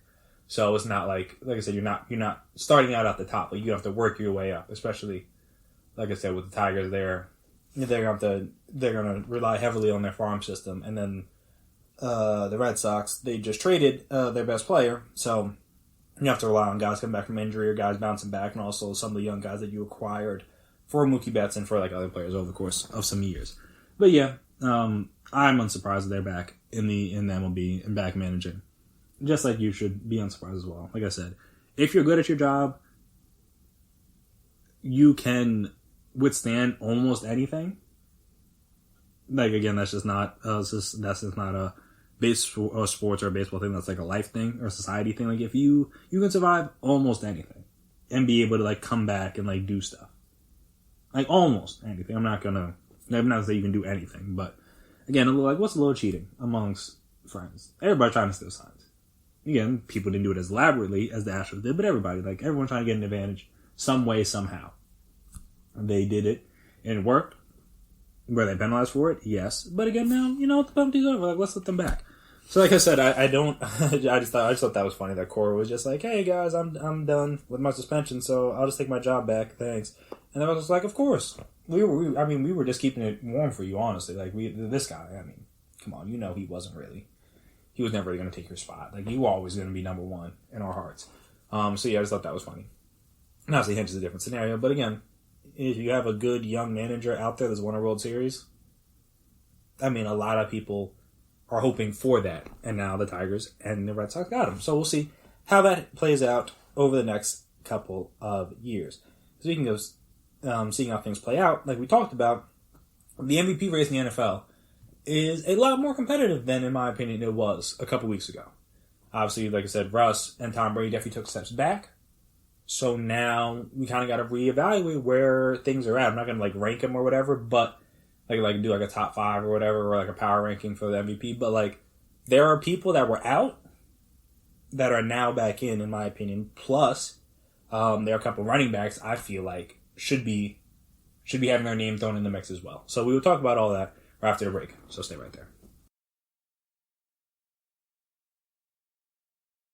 Check out the show built around the women of MMA. From the UFC, Invicta FC, Bellator, and one championship. We got the fights covered. It's the Golden State Media Concepts Women's MMA Podcast. The latest news of upcoming fights, discussions of previous matches. Join us as we talk to and about the biggest names in women's mixed martial arts. Past, present, and future. When it's the women's fight game, you know where to listen to. The Golden State Media Concepts Women's MMA Podcast.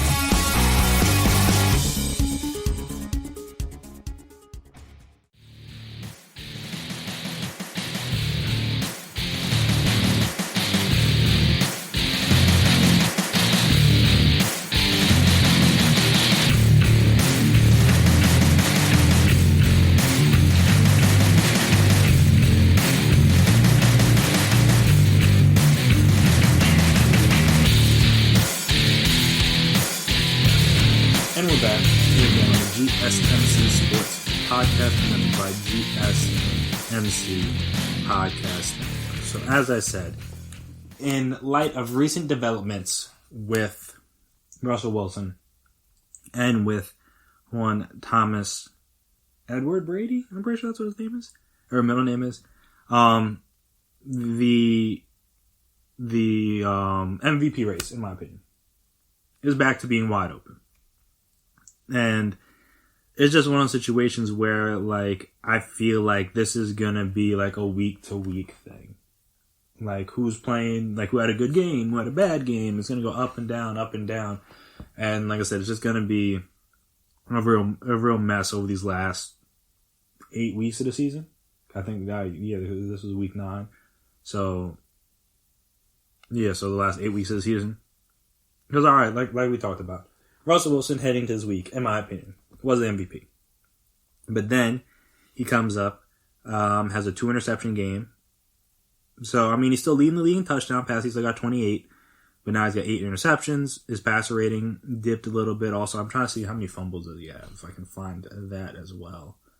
Because obviously, again, it wasn't just the interception in this game. It was also the fumbles. So that is the problem, if I can find it. It's gonna be hard to find it. Fumbles. Okay, it says he has 0, which obviously, like, isn't possible. Because, well, he says he has 0 fumbles, like, rushing, but I'm like, what does that mean? Because, like, he had 2 fumbles today. Like, they accounted for his interceptions. So, like I said, it's all very confusing. What does fumbles look like? Let me see. Okay, so no, he has 3 fumbles and he's lost 2 of them. So I guess that's 10 turnovers. So again, not Carson Wentz territory yet, but this is still more than you would like.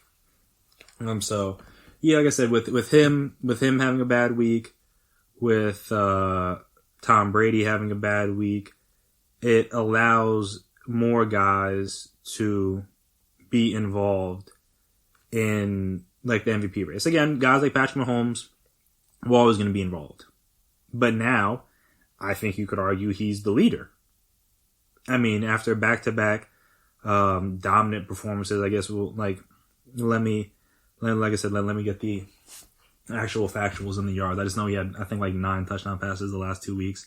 He's now at 25 touchdowns with only 1 interception on his record so far this year, which is sensational. So like I said, in this game, he had 372. And last week, again, against the Jets. I understand that. But he still had 416. Like, it's not like he was bad at all. Like I said, but the few games before that, like, he was a little subpar. He started out hot, then he had some I guess we really only had one alright game, and that was the game against Vegas where they lost. That's the only interception he's thrown as well. But after that, he bounced back with a good game against Buffalo and in suboptimal conditions. Then he had another decent game against Denver. Didn't really have to do a whole lot. So, like I said, that was when he was starting to fall back from the pack a little bit. And then, like I said, he had 9 touchdowns in the last 2 weeks. And then now he's right back at the top. I believe he is top. Where is he at in yards? I know he's one of the tops in yards. He's second in yards. He's, like I said, first in touchdowns. His completion percentage is up over like 69%. So I guess it's hard to do completion percentage because they include like receivers and stuff like that in there. Even like passer rating is kind of hard because, again, receivers and stuff like that are in there as well. He hasn't been sacked that often, which is, again, good for him. He's near, like I said, he's only been sacked 11 times, which, again, is some on him, some on the offensive line. But, again, when you look at the leaders and you see 32, 28, 28, 24, like, that's obviously a tad bit different than what Patrick Mahomes is currently experiencing. So, again, he's right back up there. Aaron Rodgers, another guy that's up there. I believe he's third in touchdown passes this season with 24, and he's only got 2 interceptions, 67% completion percentage. So again, he's right there. Obviously, he had the bad loss to the Bucs. That doesn't help his case. But again, everybody has a bad game. Like Tom Brady, his game this weekend was terrible. He upped his interceptions from 1 to 4. So again, not like anything, like 4 interceptions is not that crazy. But still, he's behind, the likes of, like I said, he's 4 touchdowns back of Aaron Rodgers and like the rest of those guys. So it's going to be hard to make up that. In terms of yardage, he's behind those guys as well. So again, it's a situation where it's going to be hard to catch up with him on that, or with them on that. So, like I said, I just feel like there are now going to be more names involved in the conversation than there were before. Not that that's a bad thing, but I think like before it was like Russ, and you had Mahomes, you had Aaron Rodgers, and like that was kind of it.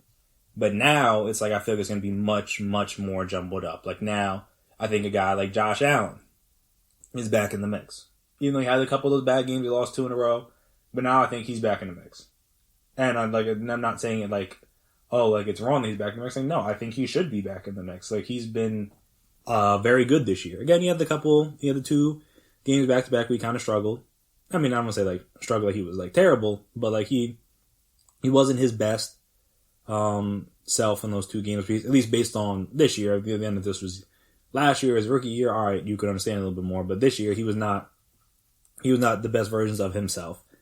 And those, like I said, the losses to Tennessee, and then to the Chiefs, and even last week he really wasn't that great against the Patriots. But this week he came out through for, like I said, 415, 3 touchdowns, had like a 138 quarterback rating, a 79 QBR. So that was great. He's up to 19 touchdowns on the year with only 5 picks, which again for him is very good because up until this point he only had 9 last year, but he had 12 as a rookie in terms of interceptions. And also the most touchdown passes he'd ever thrown in the season was 20, and now he's at 19 through 9 games. So again, he's going to shatter that by a boatload. In terms of yard, he'd only barely eclipsed 3,000. He's already at almost 2,600 at this point. So his completion percentage is up over 10 points.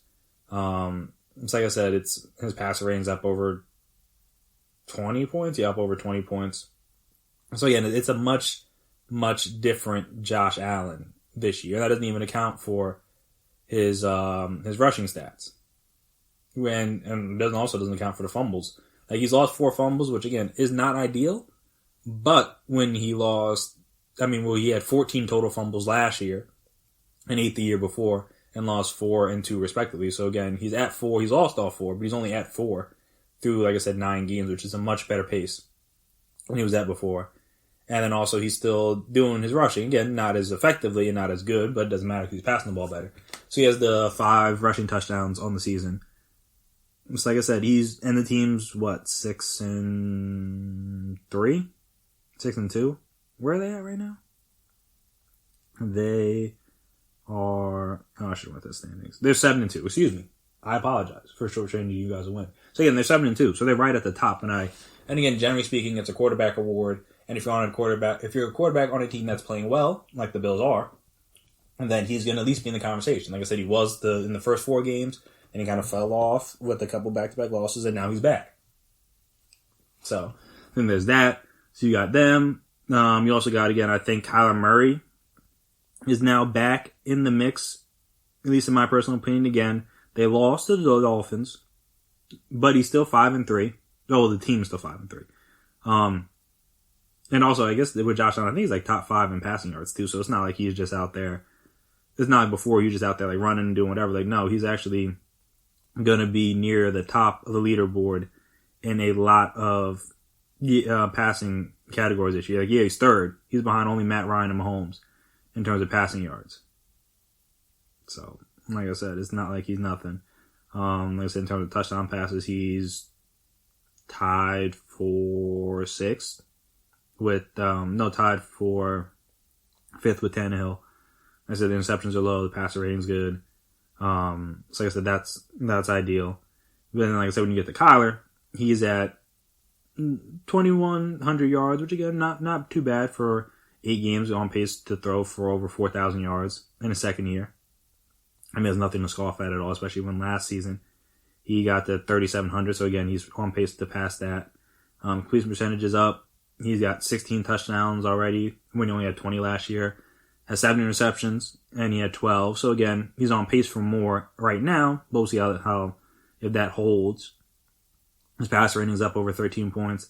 And it doesn't even count for his rushing. He's already at basically what he was at rushing-wise last year, halfway through the season, on about like 17 less carries. I'm trying to think. Yeah, 17 less carries. And he's already got double the amount of touchdowns. He's got 8 touchdowns already in half of a season. I don't remember exactly what the record is for a quarterback touchdowns in a year. But he is on pace to potentially eclipse that, I would think, because I don't imagine anybody got like 16, 17 touchdowns in a season. I don't know. Like I said, please correct me if I'm wrong.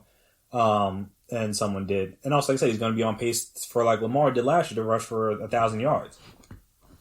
Like I said, that got Lamar MVP. Now, again, I don't think they're going to be the 1 seed in the NFC, so I think that's going to hurt his case.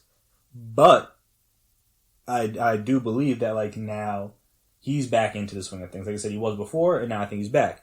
And like I said, what the 2 guys I wanted to talk about that, you may not think like, oh, are these guys MVP caliber, but like, they should be at least. Not MVP caliber, because again, there's a lot of players that are MVP caliber, but are in the MVP race, and I think they should be, is Dalvin Cook. He is now number 1 in rushing yards over Derrick Henry, overtook him. He's also first in touchdowns, and speaking of which, him and Derrick Henry are like 200 plus, almost 300 yards clear, like 250 yards clear, the next closest guy, which is Josh Jacobs. He's at 588. Derrick Henry's at 843, and then Dalvin Cook's at 858. He has 12 touchdowns, which is obviously more than anybody else right now. The next closest guy is 9 in terms of rushing touchdowns, and plus he has the 1 receiving, like I said. He only has 1 fumble this year, which that was his big knock heading into the year, or heading into or in his career, was that like he fumbled, especially at Florida State. But now he's cleaned that up, which is ideal. I'm trying to see if I can see what his yards per attempt are. So he's 144, and okay, so 858 divided by 144 is he's averaging about like 6.5 and 5.95 yards per carry. So that's good. Like I said, I think he should be an MVP contender again. The Vikings stink, so they would need to be much more competitive in the second half of the year. Though again, not most of it isn't his fault, but they need to be much more competitive to be anywhere near this. But at the very least, he may very well sneak his way into a potential Offensive Player of the Year situation. And then, like I said, outside of him, you also have Alvin Kamara, who I think again should be on the list. Now he doesn't have the rushing yards. He also doesn't have the attempts. He has 100. He has under 100 attempts already this season, but he's at 471 rushing, I believe. I don't know if that accounts for this game. Actually, let me check on ESPN, because I think that'll be a little more updated. That was on NFL.com. But I just don't know if they've updated the Sunday night game or not. So I want to double check that before. But he didn't really do that much today, so I would imagine it's possible that's good. He only had like 40 yards today. So yeah, so he's at 471, has 5 touchdowns on the ground, but also through the air he has don't see what his stats are. And then through the air, he's at 565 yards receiving already on 60 catches, and 3 touchdowns. As I said, he's on pace to go for potentially 1,000 again. You have to up his rushing stats a little bit, so it's going to be kind of tight. But I mean, that'd be kind of crazy, wouldn't it, for a running back to have more receiving yards than rushing yards in a season? Especially if, like, again, not to say, like, again, I imagine it's happened before, but just in terms of, like, a guy to have like 800 yards rushing, like 1,000 yards receiving, like that seems like it'd be like kind of rare in that regard. Like I said, plus he has like the 8 touchdowns combined. So again, not exactly Dalvin Cook level on the touchdown standpoint. Now, obviously not so much on the running standpoint, but again, just in terms of like what he had to do for that offense with Michael Thomas playing in his second game of the year this year, and he's been the man. Like that doesn't even account for Emmanuel Sanders missing time and things like that. Like they've been down a lot of weapons and needed to rely on him to kind of help carry the offense and basically be a number 1 receiver, and he has been. And like I said, it's good for him just because he was kind of banged up last year, so he didn't play as well as he could have. But now he's back to being who he is, and I think that's good, and it's good. It's good for him, good for the Saints, obviously. And, I mean, potentially he's on pace for career high in rushing currently. Because, again, through 8 games... Oh, no. Was this their 9th game or is this their 8th game? Yes, this is their 8th game. He's already at 471. And his career high is 833. Obviously, the 14 touchdowns. He's probably not going to touch that. And then receiving, his highest was 826 yards. On 81 catches. He's probably going to surpass the 81 catches, which is funny because he hit exactly 81 the last 3 years. Even though playing different amounts of games, that's actually really funny. But again, he's already at 565, so he's on pace to, like I said, get over 1,000 yards. Plus add in, the most he's ever had receiving touchdowns is 5, like his rookie year. He's already at 3. So get 3 more, now he's beating them there. So like I said, he could easily end up with like, he's going to end up with double digits. It could easily get to like 15, 16 touchdowns combined on the year. So again, not going to be Dalvin Cook level because I don't imagine Dalvin Cook slowing down anytime soon. And I feel like if you're looking for, and then obviously Derrick Henry's in there as well. But again, we kind of talked about him already. So again, if you're going to throw some names in there that aren't the quarterbacks, I feel like the Dalvin Cooks, the Derrick Henrys, the Kamara, especially depending on how the second half of the season goes, should be in the mix. Just because, again, I don't know if there's one guy. Like last year, Lamar, in my opinion, was kind of running away with it. 2 years ago, Patrick Mahomes, in my opinion, was running away with it. And at this point, I feel like more people are coming around to Carson Wentz being there. Obviously, Tom Brady ended up winning, but you get the point. Like, I don't know if there's anybody running away with it right now. So because of that, I feel like there's a lot of guys that have the chance to fight for it, depending on how the second half of the season goes. So, like I said, I think that'll be kind of cool just to have a very competitive MVP race these last 8 weeks of the season. Because normally at this point, like I said, you had a favorite and you were certain of that favorite, and now, like, I feel like that favorite being Russell Wilson, after having, like I said, multiple, like 3 or 4 turnover games, it's hard to just have him locked have him locked in as the favorite at this point. Personally. And I still think people might have him in the lead, things like that. But again, for him to be the favorite, I feel like that's a bit of a stretch. Personally.